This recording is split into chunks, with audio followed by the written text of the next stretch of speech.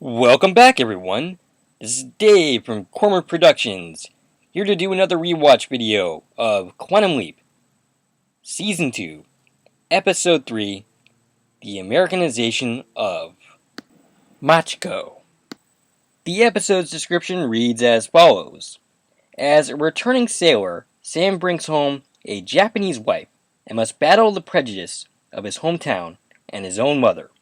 The Leap takes place on August 4th, 1953, and originally aired October 11th, 1989. It was directed by Gilbert M. Chilton for the second episode in a row. As I suspected, this one actually came down a little bit in my estimation. There's definitely some problems with this episode. It is by no means terrible, but there's definitely issues here.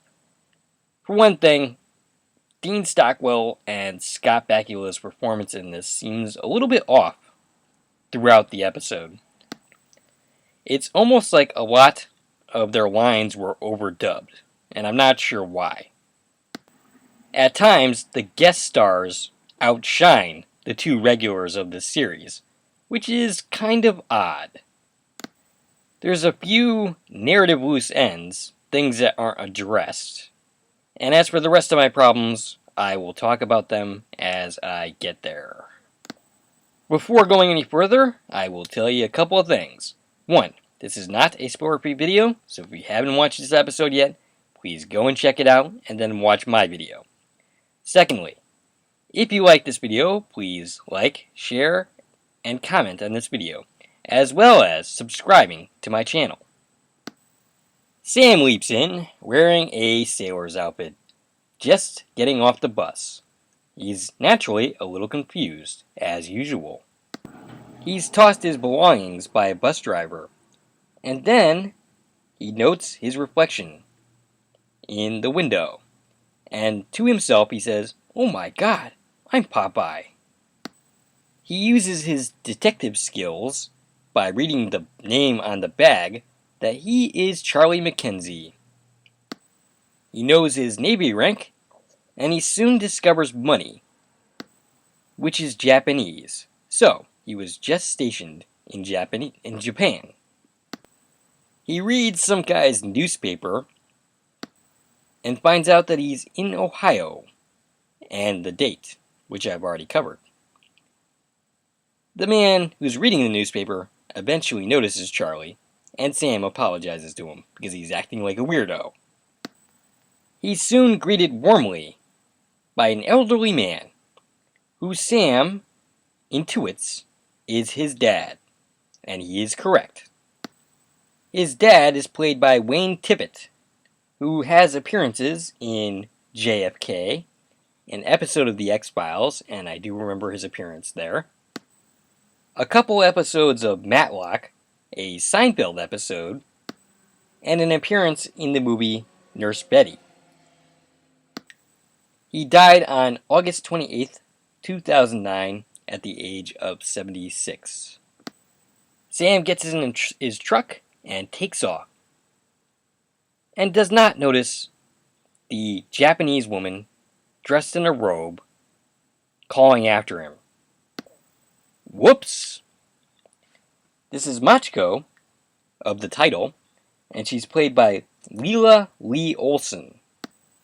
She has 14 credits to her name, including the last one in 1995 on Lois and Clark, The New Adventures of Superman, which is funny for reasons I will explain in a little bit. After the credits, Sam and his father are driving together, and he comes off as a kindly old man that Sam takes a liking to immediately, and he says in his narration that although this isn't Indiana, he feels at home. Meanwhile, Machiko is trying to find somebody to help her because she's lost. Her husband basically ditched her. She encounters Rusty, our resident villain for the episode, though there are a couple of them in this one. Rusty is played by Patrick Massett, who played Duras in Star Trek The Next Generation for a couple of episodes. He didn't have a very big role on that series, but his role was undoubtedly important and resonated throughout the series, and beyond actually. He only has 26 acting credits, but in addition to that, he has 14 writing credits and 16 producer credits. She eventually finds a policeman who asks her if she's alright and what she's doing there. Machiko says she's trying to find a husband, which isn't quite what she's trying to say. She eventually ends up correcting herself, saying she's trying to find my husband, which is very different in context.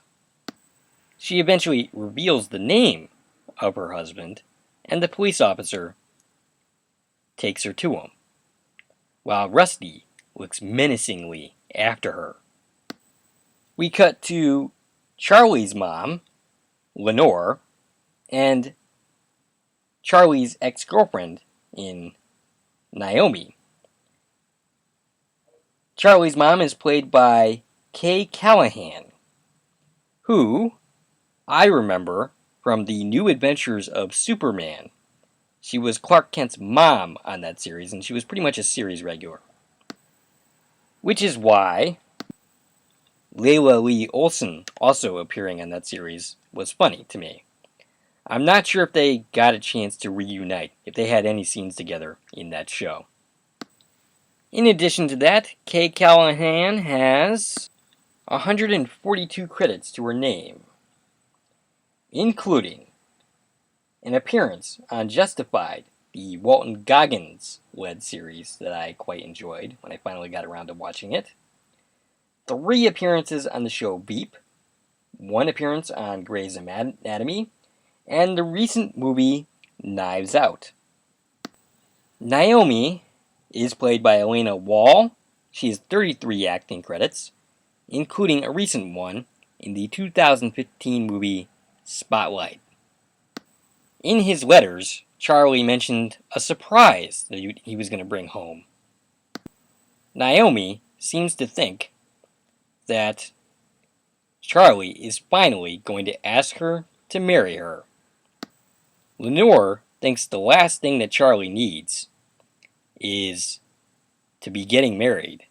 Oh boy, are they both in for a surprise. Kay Callahan here is playing almost the exact opposite character that she played in Lois and Clark, where she was pretty likable. Here, for the most part, she's playing a very not-so-likable character. Naomi says that Charlie is lucky that she waited. And Lenore snidely says, well, from what I heard, it's not exactly like you waited. Implying that Naomi had a tendency to sleep around a little bit. But that's not what Naomi means. Naomi means waiting to get married. Sam with his father arrive home, and his mother greets him warmly. Meanwhile, Naomi pretty much just throws herself at Charlie. Not wasting any time, that one. His mother sends his father to get Charlie's things to bring him upstairs, despite Sam's insistence that he will bring it up.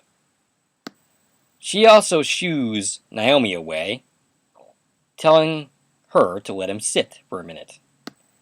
The instant his mom is out of the scene, Naomi is once again throwing herself at Sam. We have a cutaway to Sam enjoying the farm. We see the farm, and when we cut back, Al is just kind of there at the 8-minute and 4-second mark. He's not as impressed with the farm, and this is an early point of contention for me, because once again, this is the point where it seems like all of their lines are overdubbed. Yeah, their performances during this entire scene is off. Anyway, Sam ends up asking, what am I here to do? Sam, or rather Al, says that Ziggy thinks that he is there to prevent Naomi and Charlie's marriage, because they have an absolutely miserable one. Ziggy figures this out at 97%. And the hand link, by the way, is now making sound effects that it wasn't before. It's almost pretty close to what the hand link would generally sound like through the rest of the series, but not quite there yet. And just then they hear the beeping, the sound of a car coming, and it turns out to be a police car, which happens to have Machiko in it. The entire family comes out, and they're asking, "What can I do for you?" And the cop says, and the cop's name is Herman, by the way, that he found this woman wandering, and he claims to be married to Charlie. Sam is smiling, while Al is urging Sam to jump in at any time he feels like. What's he supposed to say? He doesn't have any more information than you do, Al. Sam gives him a look, and Al tells him not to blame him, to blame Ziggy. I mean, really, Al isn't any more useless here than he was in the prior episode, so there's that. Machiko greets his parents, who are looking at her like she just formed multiple heads. We cut to Sam, who's smiling like a goof, and he says to the family, "Surprise!" And this is kind of amusing because he was not there for the conversation with Naomi and Lenore, when Naomi was talking about Charlie's surprise. So, big question here that the episode itself glosses over. How in the heck did Sam explain any of this? Let me paint you a little scenario here. You're a young man, you were stationed in Japan. You're coming home with your new wife, bringing her home to your parents to introduce her. And pretty much for her to live there, as it turns out. But yet, for some strange reason, you leave her behind rather than take her to her parents. Or rather, your parents. You leave her there to wander the streets by herself in a strange land that she's not familiar with. How do you justify that? Now, of course, this isn't Sam's fault. He didn't know that she existed. But nobody else knows that. So how do you explain that? Without coming off as a jerk, negligent, potentially insane. What possible explanation could Sam give that would be satisfactory to either his parents or the cop who's dropping her off? The episode glosses over this, of course, because there isn't a legitimate explanation that Sam could possibly give that would make any sense of this at all. If anybody who watches my videos, or listens to them, has an explanation that would make any of this make sense, that Sam could possibly give, if anybody has even a remote thing that sounds plausible, go ahead and share what you have to say. And if it's good enough, I'll share it online. But I don't think anybody has a sane, rational explanation that Sam could give for this. We cut to an awkward living room stage where Al is pacing back and forth, frantically fiddling around with the hand link. Al simply says that they did not go far enough to find out what really happened. Machiko offers Charlie's mother clothing, which Lenore politely declines without looking at her. It's as nice as she's gonna get in this episode until almost the very end. Sam asks her what's wrong, and she claims that there's nothing wrong. She already has a bathrobe.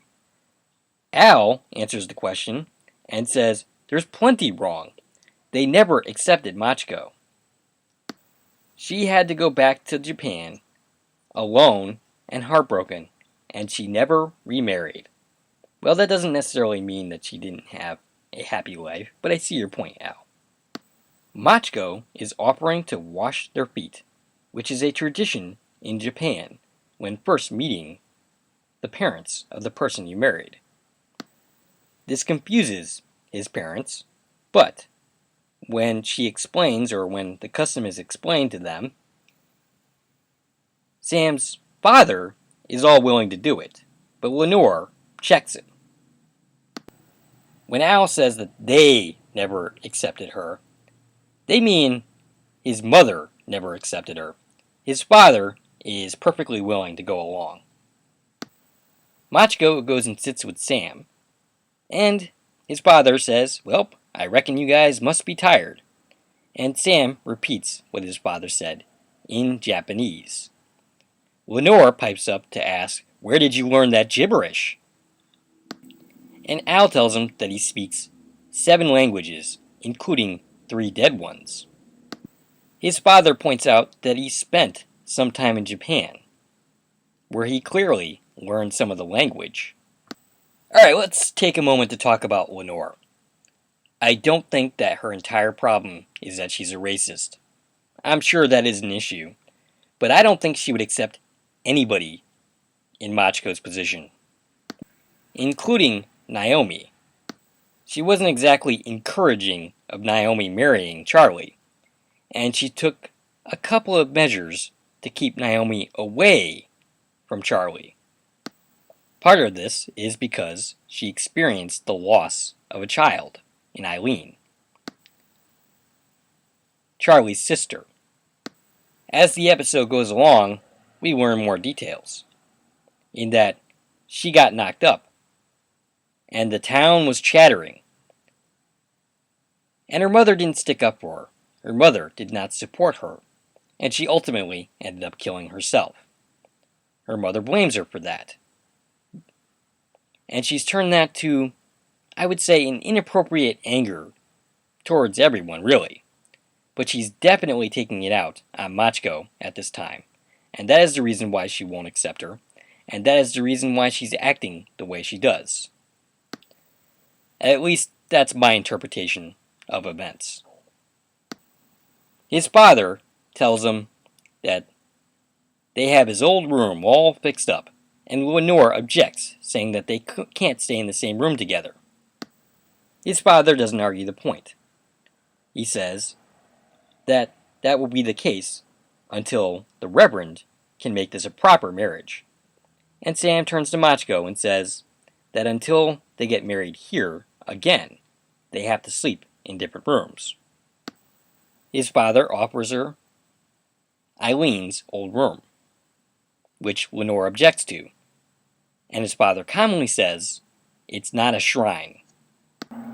Machiko ends up asking who Eileen is, and when she's told, she says that the news saddens her. His father offers Machiko a chance to see some bare butt baby pictures, and as they do so, Lenore confronts Sam, asking how he could do that to her. Sam is confused. Lenore responds that he just waltzed in with a Japanese bride and expected to take her in. For her to take her in, rather.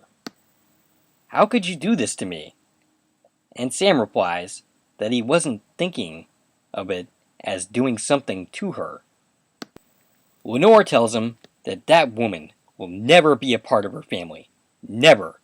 And she waltzes away. And I was about to make a comment here, saying, hey, this conversation is not happening that far away from his father and Machiko. There's no way they can't hear this. And of course, Machiko ends up turning towards Sam, indicating that she did in fact hear what they were saying. So, Machiko heard it, thus no complaint. We cut to morning time, where poor Machiko is still trying to win over Charlie's mom. She's on her hands and knees cleaning the floor. Lenore comes in and asks her what she's doing, and Machiko says that she's cleaning the floor.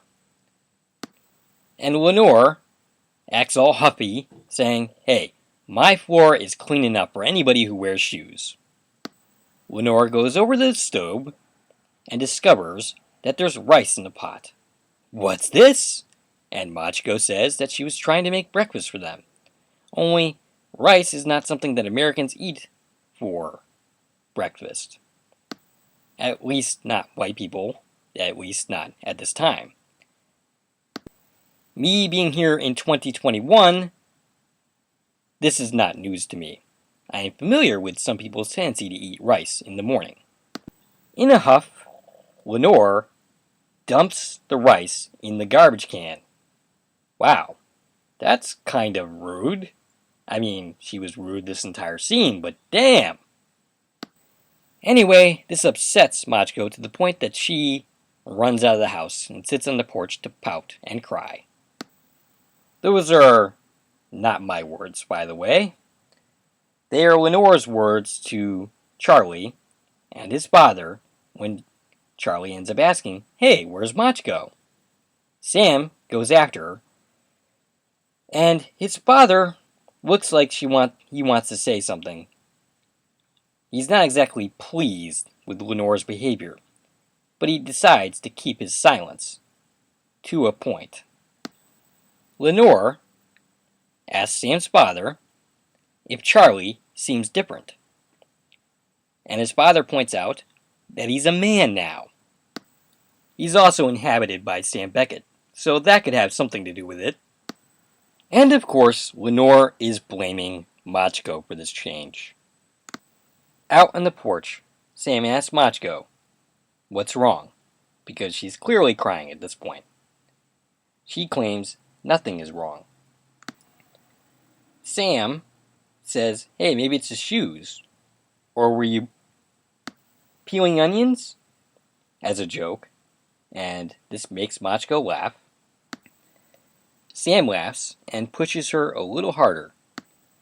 She tells him that she tries to please his mother, but she's afraid that his mother is very angry with her. And as I've said before already, I don't think the anger is directed. I mean, it is directed at Machiko, but she is not the source of that anger. That anger is directed within. She's mad at herself, and she's projecting that anger onto other people, if any of that makes any sense at all. Machiko just happens to be a really convenient target for her anger.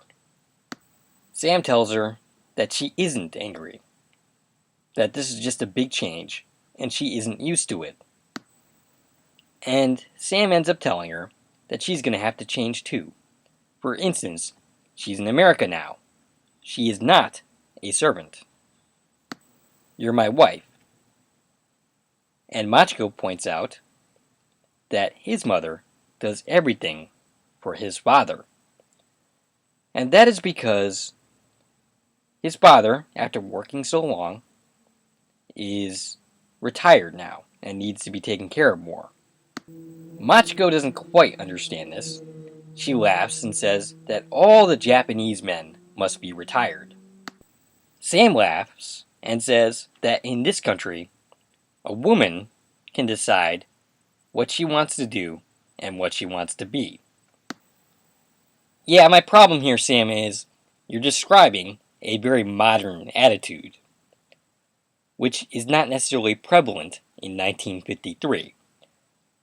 The women's liberation movement didn't really begin until the late 1960s.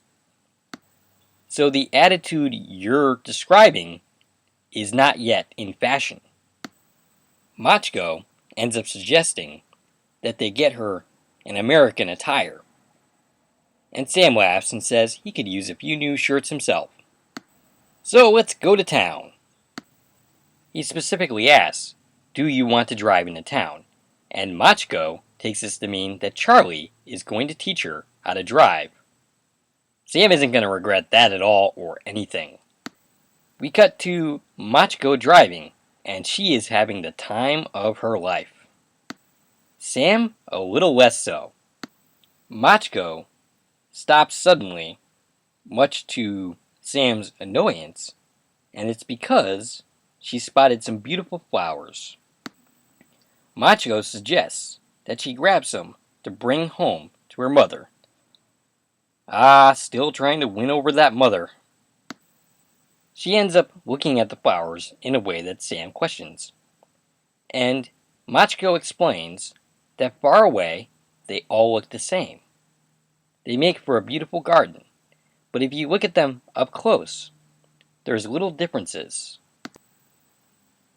And, looking closely, you can remember its beauty. Sam narrates in his head that Americanizing Machiko seemed like the best way to get Lenore to accept her. But there was an inner beauty, her Japanese nature, that he hoped she would never have to lose. And, yeah, this Americanization thing, it's not going to work, because that's not the real problem here. Sam really doesn't have the right read on this particular situation. Machiko and Sam make it into town, and Machiko insists on walking behind Sam. Sam eventually says, hey, that here in America, you can walk side by side with me. They encounter Rusty, who purposefully runs into Sam and asks, what's the matter? Did you forget how to speak English? What's your problem? Well, you know what my problem is? My problem is, you are a traitor to the Klingon Empire. You sold us out to the Romulans. Your dishonor offends me. Oh, I'm sorry. Wrong series. Instead of Sam punching him in the face, which is what a true Klingon would do, Sam takes the high road. Behind Rusty, there's a sign that says Harrington's Other Bookstore. So there must be more than one. Hey Sam, can we go in that store? No? No? Okay, you can just keep going. The salesman they encounter is much more kindly, saying not to worry about Rusty. He's still fighting World War II. The salesman insists that the two of them come inside, because he has a new shipment with new fashions. We cut to Machiko and Sam exiting the store. Machiko, not Macho. Wow, that was bad. Anyway, Machiko ends up coming out in a pink dress and high heels. Maybe you should work your way up to the high heels. They're laughing when they notice something on the truck. Rusty has clearly written on his truck, Jap, go home.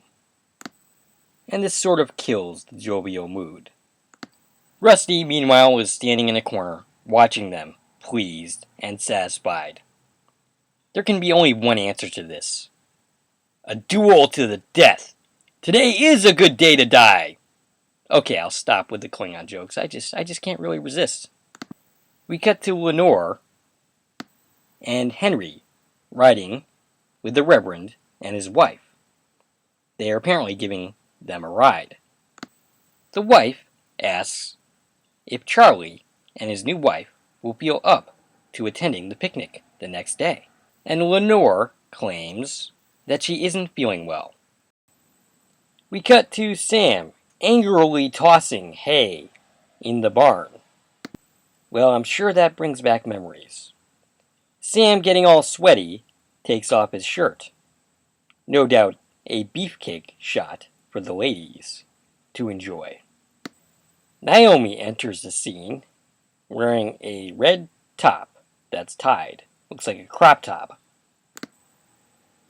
She makes a comment about enjoying when he's angry. And Sam asks, what are you doing here? And she responds that she hasn't greeted or properly welcomed him home yet, and unbuttons one of the buttons on her shirt. She climbs up onto the haystack that Sam is standing on, and reminisces about past times. Sam, getting annoyed, tells her that he's married now, and Naomi says she knows. But it was a mistake, and it's not his fault. He was far from home, cut off from all those that he loved, and he got lonely. And Naomi is all but trying to wrestle him. She is literally all over him. Al pops into the scene and is less than thrilled with Sam trying to make time with Naomi, which Sam declares his innocence. And Al says, hey, if Kimiko were to see this, it would break her little heart. Yet, you're not exactly one to talk, Al, so what gives here? Meanwhile, Naomi is trying to do Sam right then and there. Yeah, this character is hot, but really, really annoying. Meanwhile, Al happens to notice Kimiko take off her top. Wow, Kimiko. I got the wrong character there. That's the girl from Cobra Kai. Machiko takes off her top because it's hot, and that's what Japanese women do, or at least did, back in the day. Al notices this and says, Sam, we have a problem. Naomi is busy trying to get time with Sam, and Sam is trying to stop her. They end up falling off the haystack, causing Naomi to scream out, attracting the attention of Machiko. She runs across wherever she is to the barn, topless, just as Lenore and Sam's father are getting back in the car with the Reverend and his wife to see Machiko running around topless. Overall, I didn't particularly like this scene. The setup is kind of annoying, but the payoff is pretty darn amusing. They all converge on the barn to see Naomi on top of Sam with his shirt off and her shirt unbuttoned, and a half-naked Machiko. Cut to Naomi giving a lame excuse that Sam's parents are buying, but Lenore asks what Machiko was wearing, or what Machiko was doing running around half naked.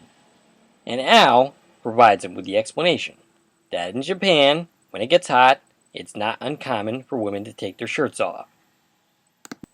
That Machiko did not realize it would offend anybody. Henry's all, live and learn. And the Reverend tells Sam to tell Machiko that they were not offended, that it's all forgotten, and then they proceed to take off. But not before saying that he wants to see the entire family at the picnic. And Henry tells him they will all be there. So much for that excuse that you were trying to use, Lenore. Everybody's forgiven about what's just transpired, except, of course, Lenore, who says she isn't going to the picnic tomorrow. She will not be gawked at like they did Eileen. And Henry asks, is that what this is all about? And to some extent, yes, it is what this is all about when it comes down to it. Everybody exits the scene except Naomi and Sam. And Sam eventually gets around to saying, look, I don't love you. I love Machiko. I'm married to Machiko. You lost. The scene goes on for much longer than that. But that's the scene summed up. And I'm sure Naomi is going to take this with grace. That she's going to accept this and move on with her life. I'm just kidding. That's not what she's going to do at all. Though initially it seems like that's what she's going to do. As we cut to the picnic, Naomi is in the car with Machiko, dolling her up, giving her makeup, giving her advice. But then some of that advice turns out to be, oh, make sure to call people fat. In America, they really, really like that. My God, Naomi is a terrible person. We see a menacing shot of of Rusty in the car, watching the pair as they run off like the best girlfriends that they're not going to be for very long.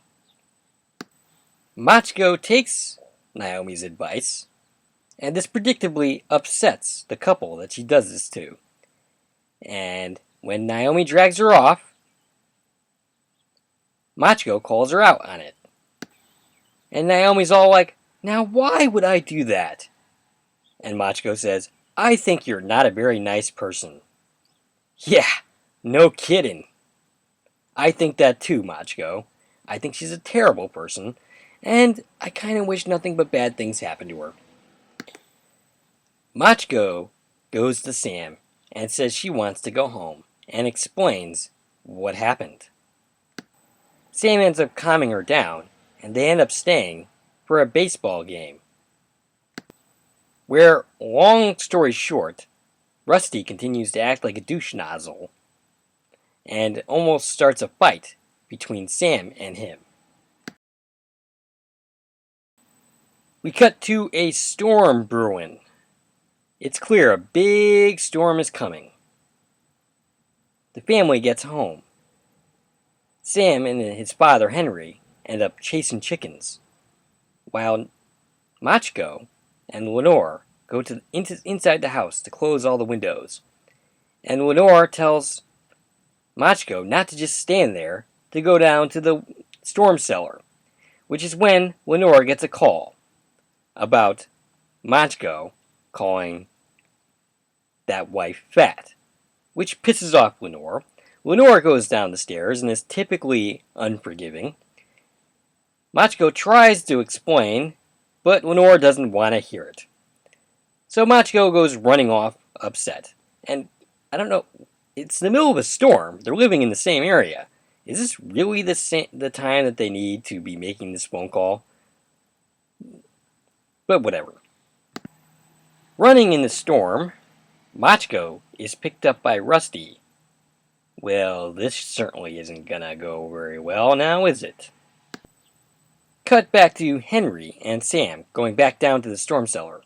Sam wants to know where Machiko is. And she's being extremely unhelpful, saying, "Oh, she went out somewhere." What do you mean she went out somewhere? We're in the middle of a big storm here. She shouldn't be going out. But Lenore continues to be unhelpful.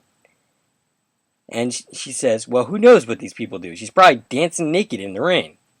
I mean, that sounds kind of like fun, but probably not. I'm assuming a tornado or something is coming, or a hurricane. I don't know. But this isn't the time. Anyway, Sam goes running. He's going to run after his wife, which is the only time that Lenore shows any kind of concern about somebody running out into the middle of the storm. Not when Machiko took off, but when her son takes off. Lenore tells Henry to do something. And Henry fires back, well, you've already done it, without even knowing what actually took place between Lenore and Machiko. If he did, he'd be even more pissed. Rusty, in the truck with Machiko, is acting all creepy. He's taking a big swig of a drink. And he offers her some. She doesn't take it, because she's scared, out of her mind. I'm not sure what possessed her to get into that truck in the first place. Anyway, Rusty ends up telling a war story about something that happened to him, and about the future he was supposed to have, and now he can't. Which I guess is supposed to add some sympathy to this character, but it really doesn't. It doesn't excuse his actions here. Sam is driving in the storm and nearly runs over Al, only Al's a hologram and cannot be run over. Not in this scenario, anyway. Al informs Sam that Rusty has got Machiko. Cut to Machiko and Rusty, where things are escalating. Sam arrives on the scene and ends up fighting with Rusty. He places Machiko in the car, and Rusty starts throwing rocks, one of which hits Machiko, and apparently this hit is enough to put Machiko's life in danger, which I don't necessarily buy. It doesn't seem like he throws hard enough to put her life in danger from this rock. I don't doubt it would hurt, but I don't think it would cause near death, as this show implies. Sam and Rusty get into a fight. Sam is almost losing, but Sam gets a second wind and ends up punching Rusty repeatedly, the last of which seems to take all the fight out of Rusty. And then we cut to the hospital. By the way, there's a kind of a narrative loose end here in that we never find out what happens to Rusty. Was he arrested? Did they just leave the scene and not call the cops? I mean, he's definitely not dead. He's still alive in that last scene. So, what became of Rusty here? Because if for some reason they didn't end up calling the cops, then Rusty is still a problem. So that's kind of a narrative dangling loose end there that is not addressed, which could have been fixed with a single line. Henry and Lenore are waiting outside the hospital room, which Sam eventually comes out of. Henry ends up asking, is she going to be okay? And Sam says, I think so, but we won't know for another couple of hours. Now, originally when I was watching the scene, it seemed to me like they kind of skipped over the part where they said for sure she was definitely going to be okay. Watching again, this seems a little bit less egregious, but still a little bit problematic for reasons we'll discuss in a minute. Anyway, Henry says that they've been praying for her, and Lenore agrees. But Sam is skeptical. He asks, have you been? Looking directly at his mother, who caused the situation in the first place. And Lenore simply says, I'm a Christian, which to me and to Sam means absolutely nothing in the situation. And Sam tells her, then show it. Walk into that room and let Machiko know you care whether she lives or dies. And Lenore says she can't. And Sam asks, why not? Reasonably. And we get this really nice monologue from Kay Callahan as Lenore that explains her behavior for most of the episode, which backs up basically what I've been saying, in that she's not angry at Machiko or anyone else but herself. She just happens to be projecting that anger at Machiko. The long and short of it is, she wasn't there for Eileen. She couldn't take the town snickering at her. She couldn't take the image problems. She forgave Eileen in her heart, but she did not let Eileen know until it was too late, until she was gone. She can't do for Machiko what she couldn't do for Eileen. And while Sam pushes her on that a little bit, she again insists that she cannot do for Machiko what she didn't do for Eileen. And she runs from the scene. And Henry says to Sam, as they both look after her, some people just can't forgive, not even themselves. And unfortunately, that is a very true statement. But then we cut to a wedding chapel. You know, we're left with the impression here that it's touch and go for Machiko, that her life is in danger. I mean, the first line of the scene seems to suggest she's going to be fine, but at the same time, Sam comes out with, hey, go in there and let her know you care whether she lives or dies. So to me, it seems like we kind of forgot to account for this. That we forgot to tie this up and at least say for sure that Machiko is going to be fine before cutting to their wedding.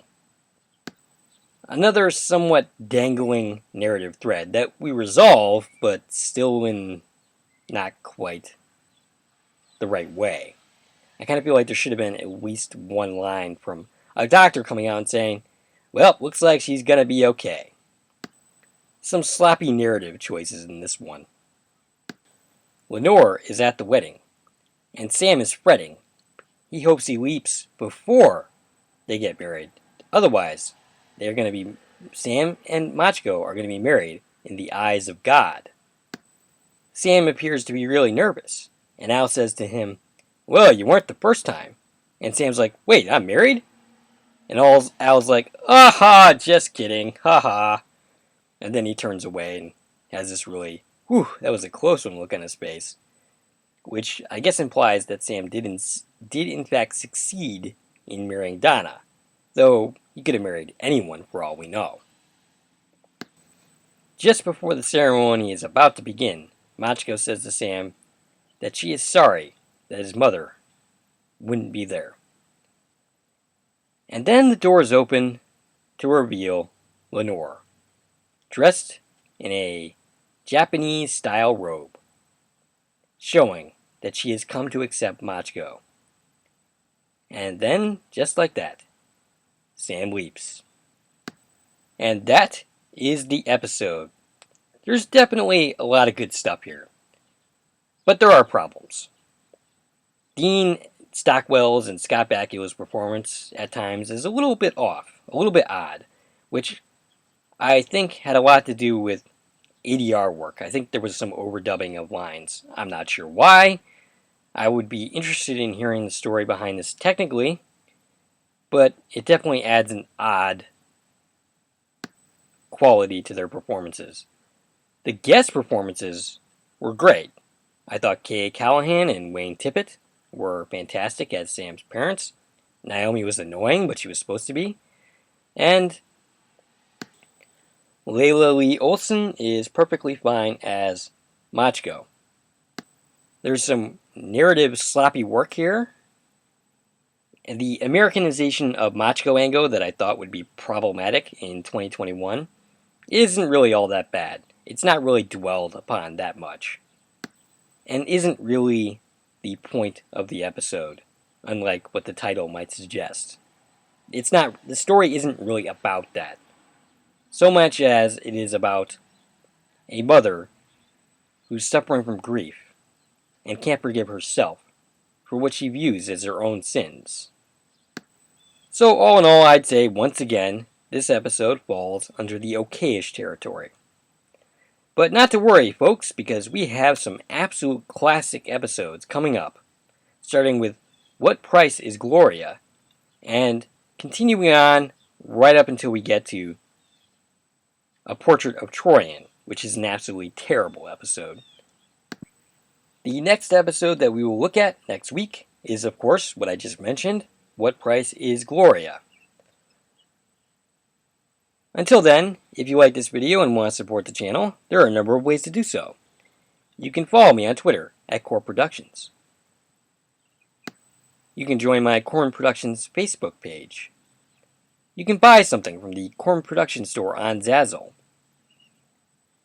You can buy me a copy, which is a new way to support content creators such as myself. And of course, you can like, share, and comment on this video, as well as subscribing to my channel. This is Dave from Corn Productions, signing off.